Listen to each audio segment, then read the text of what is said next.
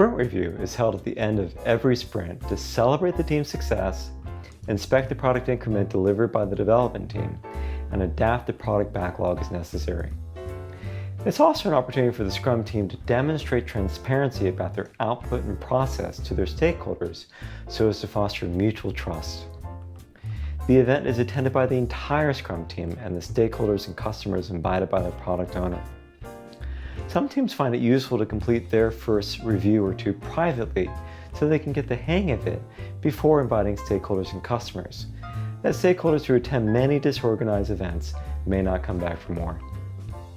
Here's a sample agenda that covers the most important points of a sprint review.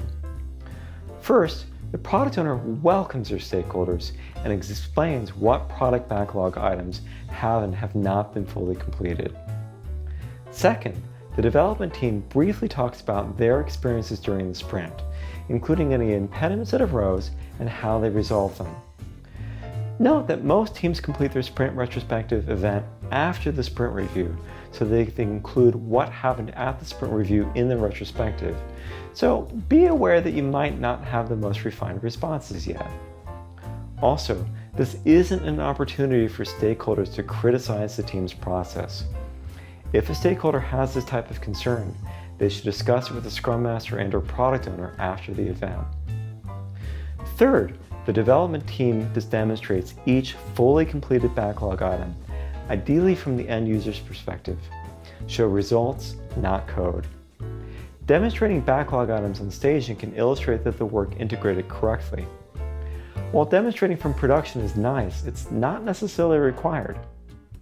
Stakeholders should be encouraged to ask questions and provide feedback, and anyone on the team can answer. Fourth, the product owner can share forward-looking updates. What's the current state of the backlog? Have any longer-term forecasts, such as release date and scope, changed? Fifth, all attendees participate in an adaptation exercise. Having inspected the product increment and backlog presented transparently by the Scrum team, what adaptations should we make? It can also be helpful to talk about the changes in the market or other team external events that could impact the team's future plans.